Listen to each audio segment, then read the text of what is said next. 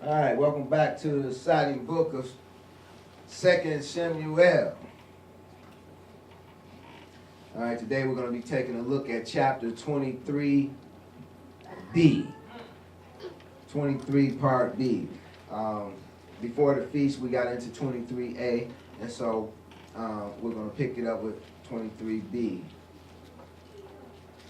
And we left off at verse 7, so we're going to pick it up with verse 8. Can I have my first reader read 2 Samuel 23, 8 through 10, please? These be the names of the mighty men whom David had: the Tachmonite that sat in the seat, chief among the captains. The same was Adino, the Asnite. He lifted up his spear against his 800, whom he slew at one time. And after him was Eleazar, the son of Dodo, the Ahoite, one of the three mighty men with David, when they defied the Philistines that were there gathered together to battle, and the men of Israel were gone away. He arose and smote the Philistines until his hand was weary, and his hand cleaved unto the sword. And Yahuwah wrought a great victory that day, and the people returned after him only to spoil. Hallelujah. Now I know you guys know the remainder of this chapter is full of names. A whole lot of names. Yeah, I had fun with this, but it's some good stuff in here. Okay, so it says, these be the names of the mighty men whom David had. The Tachmonite. What does Tachmonite speaks to? Tachmonite speaks to one that's sagacious. That is one that is has good judgment, that is discerning, and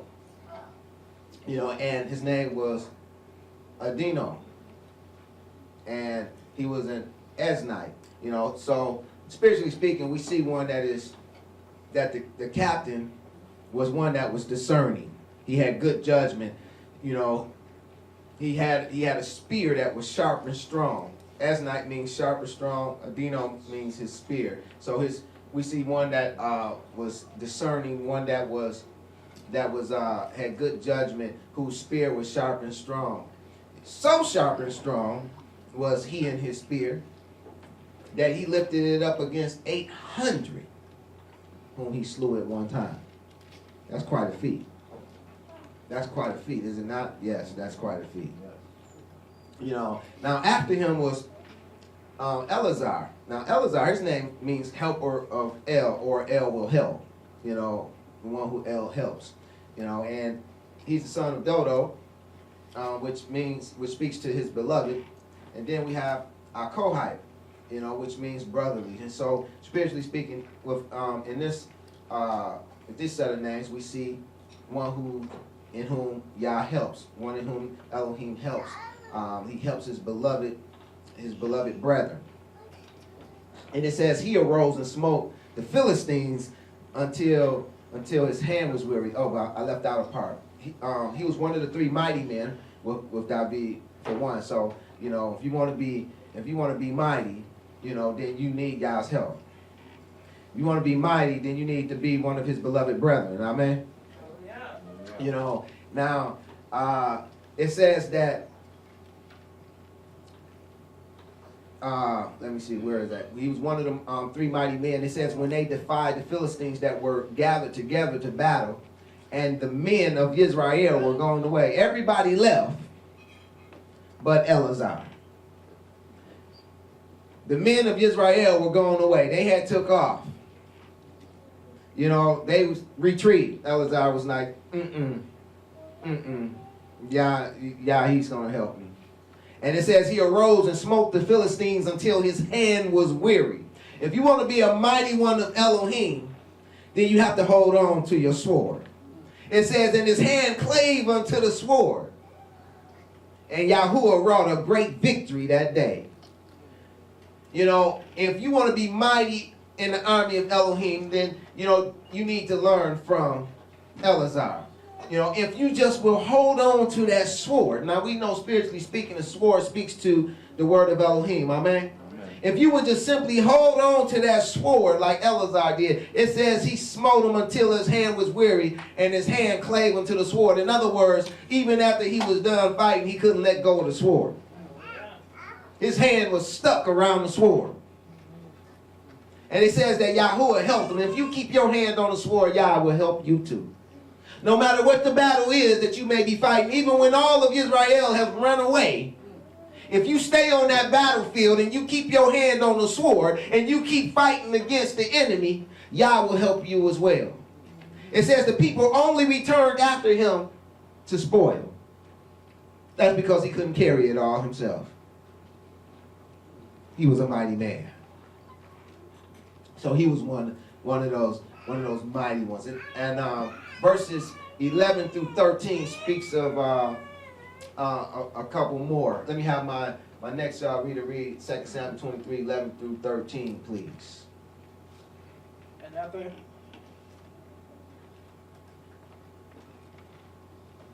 And after him was Shammah, the son of Agi, the Hararite. And the Philistines were gathered together into a troop, where was a piece of ground full of lentils. And the people fled from the Philistines. But he stood in the midst of the ground, and defended it, and slew the Philistines. And Yahuwah wrought a great victory. And 3 of the 30 chief went down, and came to David in the harvest time, unto the cave of Adullam. And the troop of the Philistines pitched in the valley of Rephaim. Hallelujah. Okay, so the next one we read about is Shammah. You know, Shammah means, his name speaks to be astonished or desolation. You know, and he was the son of Agi. Agi means I shall increase. And says he was a Hararite. You know, so spiritually speaking, we see one that is astonishing, that is there surprising, you know, and they can do some desolation, you know, they will increase, and they are mountaineers. They seated in high places, if you would, you know, spiritually speaking, you know. And now it speaks of Shammah, and it says there was a piece of ground full of lentils, you know, and the people fled from the Philistines. And, you know, Shammah, he really liked lentils. So he wasn't running anywhere. So when all the other people fled from the Philistines, he wasn't going anywhere. He was going to stand his ground and fight for those lentils. And it says that he stood in the midst of the ground and he defended it and he slew the Philistines. The Philistines speaks to the immigrants, you know, and here it is. He stood in the midst of the ground and he defended it, you know, and Yahuwah wrought a great victory. You know, and what we learn from Shammah, you know, is that will be surprising to the enemy as well, and will desolate the enemy as well if we just continue to increase and continue to seek after the high places of Elohim. If we stand and defend, you know, his word, because food speaks to the teachings and instructions of Elohim. So if we stand and defend his teachings and instructions, you know, he too will wrought a great victory with us. And verse 13 said, and 3 of the 30 chief went down and came to David in the harvest time. You know, it says they came unto the cave of Adullam. You know, so first of all, 3 speaks to spiritual completeness. 30 speaks to the blood of Yeshua. David is the beloved one. And it says it came at the harvest time. The harvest time speaks to that which is severed. You know, and the spiritual picture is important to see here, because harvest time speaks to that which is severed, because when you harvest the field, you sever it from the field. Amen. You know, when you harvest the vine, you sever it, the grapes or the fruit from the vine. Amen. You know, we are supposed to be the crop of Elohim, right? There's going to come a time when he's going to harvest the world, and he's going to sever us from the world. Can you see that? You know, now it speaks of them going down at harvest time to the cave of Adullam. What is meant by cave? The word cave is Merara, number 4631, and it speaks to a cavern as dark. So it speaks to a dark place. Now it's from the root word ur, number 5783, meaning to be bare or made naked. So spiritually speaking, what we see here is we see some spiritually complete folks with the blood of Yahshua that came to the beloved in a time when they were severed and they came unto them and they were a testimony to them, because adullam speaks to being a testimony to them. You know, so again, we have those that are spiritually complete with the blood of the Messiah coming unto the beloved in the harvest time. That is, in a time when they were severed and they were in a dark place. That is, a cave. They were in a dark place, a cavern, and they were a testimony unto them. And it says, and the troops of the Philistines pitched in the valley of Rephaim, in the valley of giants. You know, so it's a beautiful spiritual picture there. You know, it goes on in verse 14. It says, and David was then in a hole, and the garrisons of the Philistines were then in Bethlehem. You know, and so it says that David, the beloved, was in a hole. What is a hole? It's Mazud, number 4686, speaking to a net or something that's captured. You know, and it says, and the garrison of the Philistines were then in Bethlehem. Garrison is Mazah, number 4673, and it speaks to a fixed spot or military post. A fixed spot or a military post. So here it is, we see the beloved in a type of net, you know, in a type of capture, and the military post of the Philistines were in the house of bread. You know, let me have my next reader read verses 15 through 19.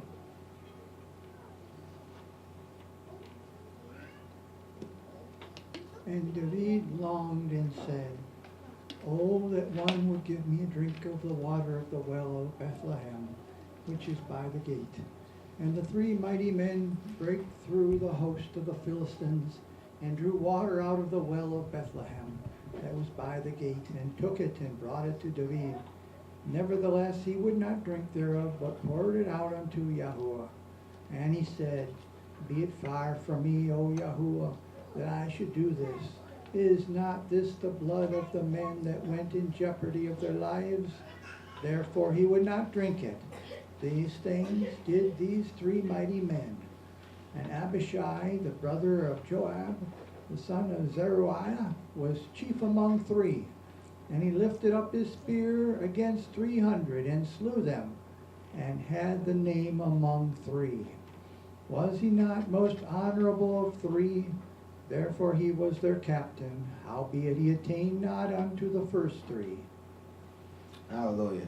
Okay, so here it is. This verse 15 says, and David longed and said, oh, that one would give me drink of the water of the well of Bethlehem. You know, and so spiritual picture here is the beloved longing, you know, to have a drink from the well of Bethlehem. Well speak to counsel, you know, so this is a spiritual picture of the beloved wanting the counsel from the house of bread.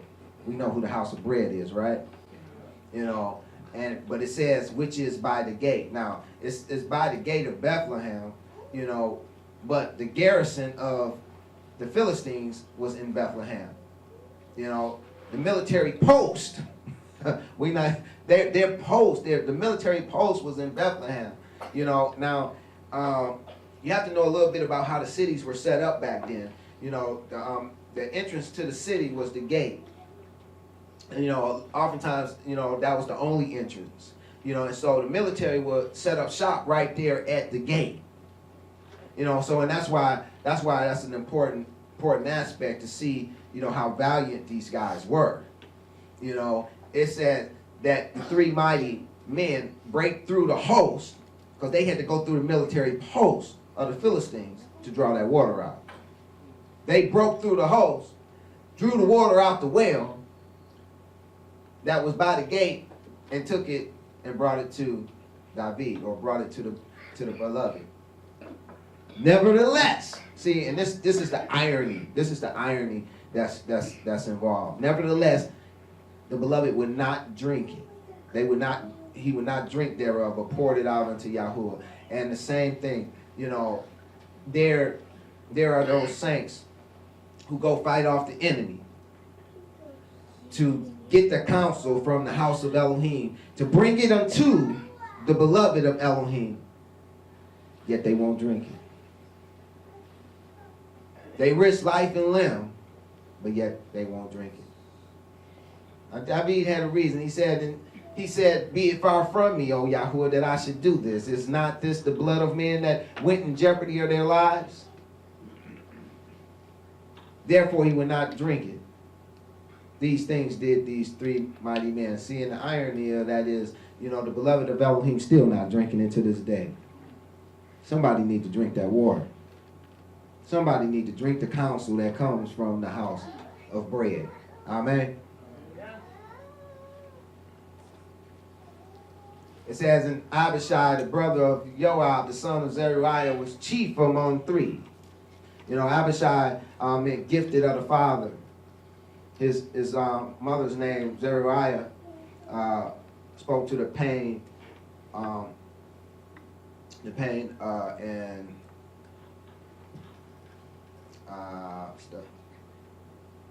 and tribulation of Yahshua. And 300 can speak to the faithful remnant or protection.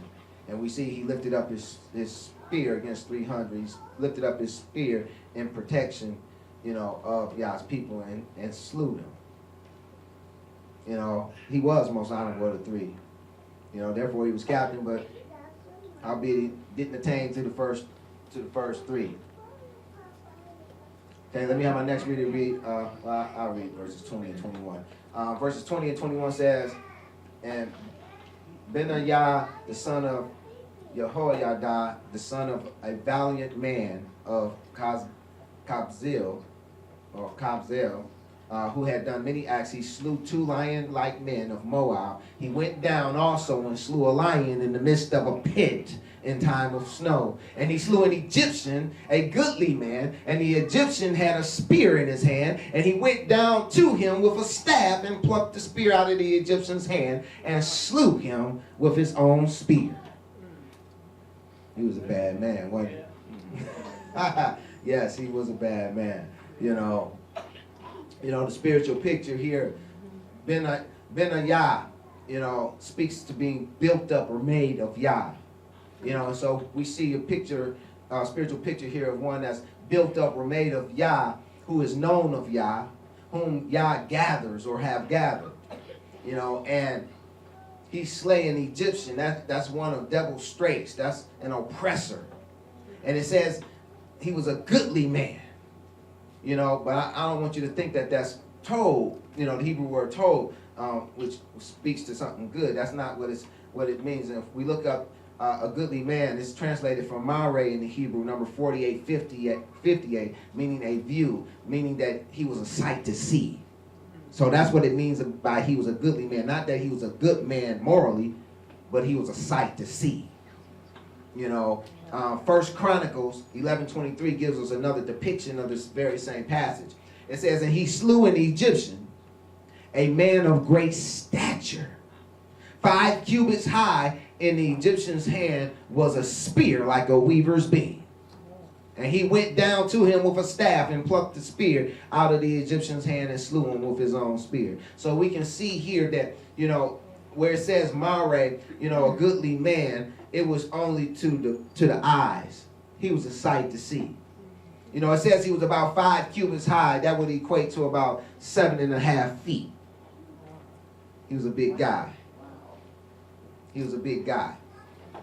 But nevertheless, it says that the one that was made up of Yah, the one that was built up of Yah, the one that was known of Yah, he went down to him with a staff. What is this word staff? This is not just any old staff, I would have you know. This word staff is shevet. Number 7626, it means to branch off and offshoot. Hence it speaks to a scepter, a symbol of authority. See, you have to understand that he went down there, he went down there with a scepter. He went down there with royal authority. Amen. You know, let's take a look at a couple passages in which this same word shebet is utilized. In Genesis 49:10, it says the scepter, this is shebet. You know, number 7626, shall not depart from Yahudah, nor a lawgiver from between his feet until Shiloh come, and unto him shall the gathering of the people be. You know, the Shabbat shall not depart from Yahudah. See, it speaks of royalty. Psalms 45:6, thy throne, O Elohim, is forever and ever. The scepter of thy kingdom is a right scepter. And these words scepter is again Shabbat. You know, and Shabbat stands out from the other terms for sticks in the Hebrew. There are other terms for sticks. But where the Shabbat is separated from them is it is the only one utilized as a symbol of royalty or imperial authority. See, it represents royal authority. It was believed by the ancients that a king was a shepherd over the people. Hence, he was bound to his people via his scepter, which symbolized his royal authority, as well as the king's rulings that extended from such authority. There was believed to be a right scepter and a cruel scepter. The former spoke to right rulings, and the latter to evil rulings. Hence, we find in Scripture, Yeshayahu 14:5, it says, Yahuwah hath broken the staff. Now, see, this word staff is another word. It's number 4294. That's not Shabbat. Yahuwah hath broken the staff of the wicked and the scepter of the rulers. See, the rulers have the Shabbat. See, because it speaks of royal authority, imperial authority. You know, so there's more that should be considered when speaking of one being made or built of Yah, known of Yah, gathered of Yah, which goes to defeat a giant Egyptian, a giant oppressor, by using the Shabbat, that is the royal authority, the right rulings of the king. See, and I want you to know that you can defeat giants as well if you would just hold on to the Shabbat. If you go down and go up against them with the Shabbat, with the royal authority, with the right rulings of the King of Kings, then you can likewise pluck out the spear from the enemy's hand, no matter how big and bad he may be. You know, that's a beautiful picture there. Let me have my next reader read verses 22 through 26, please. These things did Benaiah, the son of Jehoiada, and had the name among the 3 mighty men. He was more honorable than the 30, but he attained not to the first 3. And David set him over his guard. A high...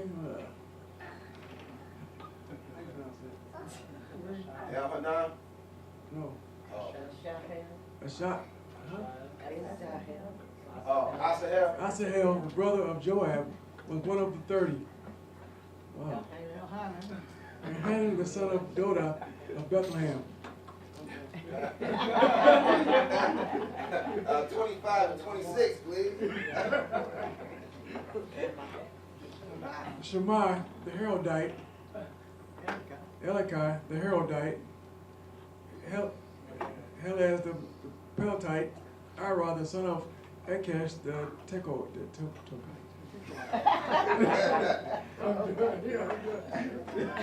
Hallelujah. Okay. All right. It says these things Benaiah he had done.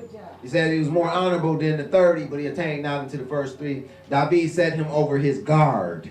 Okay. This word guard is mishma'ah, number 4928, speaking to an audience, the royal court, obedience. You know, so here it is. You see someone with the royal that brought a great victory against a giant oppressor with the royal authority and right rulings of the king. And as a reward, he was set over the guard, over the mishma'af. He was set over obedience. That's how you become a mighty man in the army of Elohim. That's how you become mighty in the army of Elohim. You know, with the royal authority, the right rulings, and obedience. You know, now it goes on to say in verse 24, it speaks of Asahel. Asahel, his name means El Made, Yoab, Yah father, Elhanan, grace of El, Dodo, his beloved, Bethlehem, house of bread. So we see a picture of one that Yah made that was fathered of Yah, that was one of the 30, one of the ones with the blood of the Messiah. 30 speaks to the blood of the Messiah, that has the grace of Elohim. You know, that is his beloved from the house of bread. Beautiful. You know, Shema, Haradite. Shema, again, speaks to astonish. Elikah, rejected of El. Haradite, trembling with fear. Helez, armed or set free, or he has saved. Paltite, escape or delivered. Era, watchful of a city or awake. Ikesh, speaking to something that's perverse, distorted, or twisted. And a Tekoite speaks to a trumpeter. Verses 27 through 29, my next reader, please.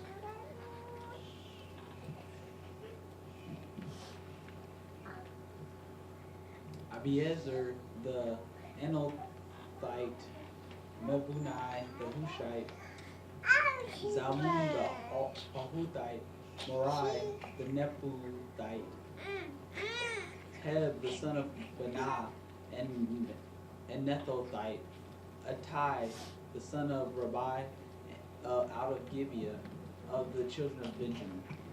Hallelujah. Okay, so let's take a look at meanings of these names. We have Abiezer, father of help, or my father is helping. A Nethothite speaks to an afflictor. Mebunai speaks to one that's built up or building of Yah. Hushathite speaks to haste.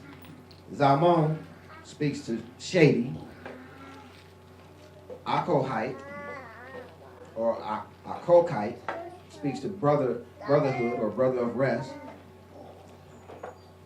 Maharai speaks to one that's impetuous or impulsive or hasty. Haleb speaks to fatness or milk. Ba'ana, in affliction. Netophathite, a dropping or dropping.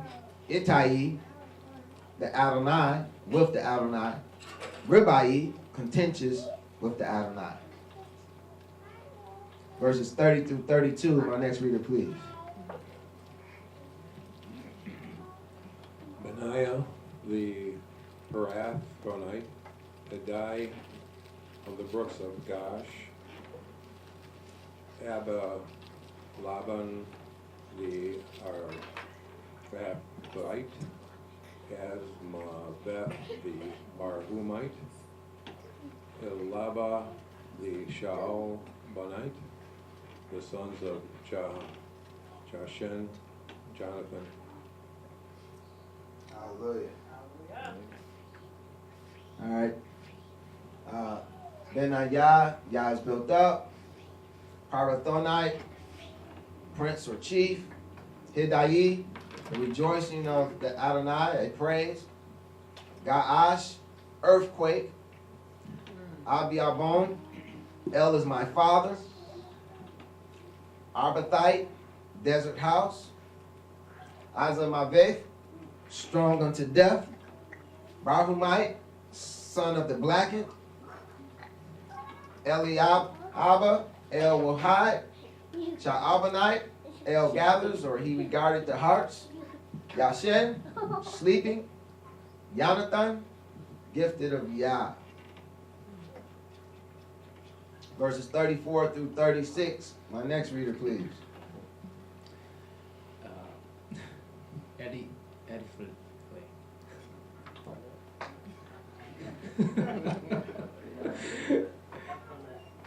Eliphalet, the son of Ahasbai, the son of the Mahathite, Eli, oh my goodness, Idiom, the son of Ahithophel, right? The Gilonite,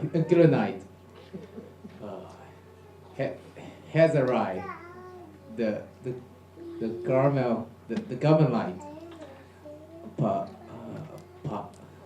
Parai, the Arbai, Ego, the son of Nathan of Zobah, Bani, the Gadite.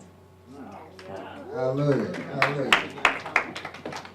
All right, so we have Eliphalet, El of deliverance, Akasbai, brother of my encompassers, my Akathite, depression, or she has pressed, Eliam, Elohim's people, Ahithophel, brother of foolishness or brother of ruin, Gilonite, exile or open, Hezrai, enclosed, Carmelite, gardener, Ha'arai, gaping or yawning, Arbite, ambush, Egal, he redeems, Nathan, giver, Zobah, station, Bani, built, Gadite, invader or troop or troop or good fortune.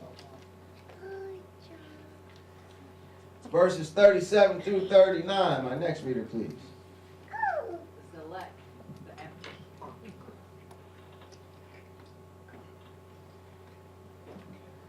Select the Ammonite of Maharai, the Berethite, armor bearer to Joab the son of Zeruiah, Ira, the Ithrite, Gera, and Ithrite, Uriah, the Hittite, 30 and 7 in all. Hallelujah. Okay, so we have Zelek, to split or fissure, Ammonite, tribal, Naharai, snorter or snorer, the Erothite, inhabitant of the wells, Yoab, Yah father, Zeruiah, pain or tribulation of Yah, Yerah, watchful of a city or awake, Ithrite, a remnant or excellence, Gareth, scabby, Uriah, light of Yah, Hittite equals terror or fear. Now, it's interesting to note that because of King David's sin, that is because of the beloved sin, and this could speak to seeing that, Israel is a nation of kings and priests, or called to be anyway, spiritual Israel, and we spoke about how King David speaks to the beloved of Elohim, amen? So it's interesting to note that because of the beloved's sin, he caused Uriah, i.e. the light of Yah, to die out.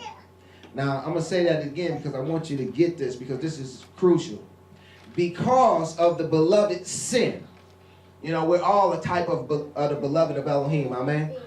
Now, what I'm trying to get across to you is because of his sin, and the same thing with us, due to our sin, it will cause Uriah, the light of Yah, to die out from our land. See, we all are a type of kings, and we all are kings or over a land that Yah has given us. That land is our flesh bodies, amen?